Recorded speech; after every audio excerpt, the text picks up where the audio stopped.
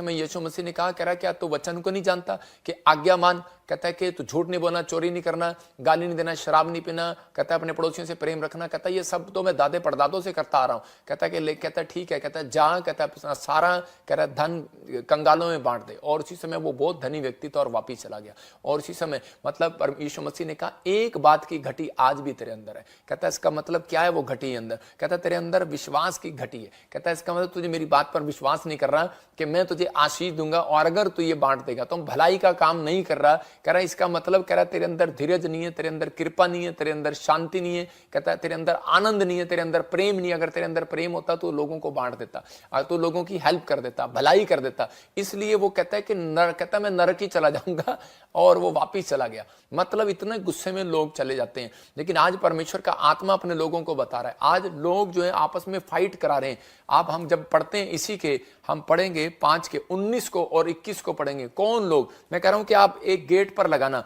आपके घर में 2 गेट हैं। मैं कह रहा हूं जब आपके गेट खोलते हैं बाहर वाला नहीं, जो आप अंदर वाला दरवाजा खोलते हैं। किसी के घर में इंग्लैंड अमेरिका में ये वाले दरवाजे होते हैं, सिंगल पट्टी वाला। लेकिन आजकल पुराने समय में 2 दरवाजे होते थे, 2 दरवाजे। अगर नहीं है तो आप अपने गेट पर लगाओ, अपने शीशे पर लगाओ। तो मैं तो कहता हूं कि आपके बाहर गेट पर होना चाहिए ये नरक जाने का रास्ता, ये स्वर्ग जाने का रास्ता। स्वर्ग जाने का रास्ता मैंने बता दिया 5 का 22-23, प्रेम, आनंद, धीरज, शांति, कृपा, भलाई, विश्वास, नम्रता, संयम। क्या आप रोज पूछें से आप करते हैं? आपके अंदर ये हैं, आते हैं आपके अंदर चरित्र में। और उसी समय आपने नरक जाना है तो ये वाली आते बता रहा हूं कि इसी के 5 के 19 और 21 को जब हम पढ़ते हैं, कह रहा है व्याभिचार, कह रहा है क्रोध, जलन, विरोध, फूट, डा, विधर्म, मतवालापन, नशा, मूर्ति पूजा। कहता है कि आप जब ये वाली आप लगाएंगे, ये वाले लोग कहता है नरक जाएंगे। मतलब कि ये चीजें जो परमेश्वर को पत्थरों में, पेड़ों में कहता है विश्वास नहीं कर रहे, कहता है परमेश्वर उन चीजों से नाराज होता है। पवित्र आत्मा जानता है, कहता है कि आप लोग एक जीवित परमेश्वर की आराधना करते हैं। तो हम इसलिए कह रहे कि जीवित, कह रहे कि आप जीवित, हम ये नहीं कहते कि आप जिंदा चर्च में आते हैं, लेकिन आप जिंदा बिजनेसमैन हैं, आप जिंदा लोग हैं। लेकिन आप उन लोगों की आराधना करते हैं जो पेड़ों में, पत्थरों में, बाजारों में, जिनका कोई अस्तित्व नहीं है।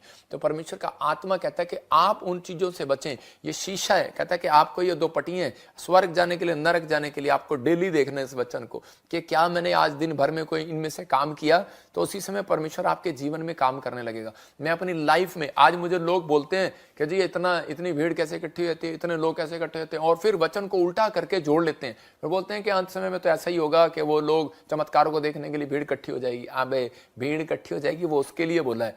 कहता है कि वो और भी शैतानी काम करेंगे, वो भीड़ इकट्ठी करेंगे। अभी देखते जाओ वो भी भीड़ इकट्ठी करेंगे। वो ऐसे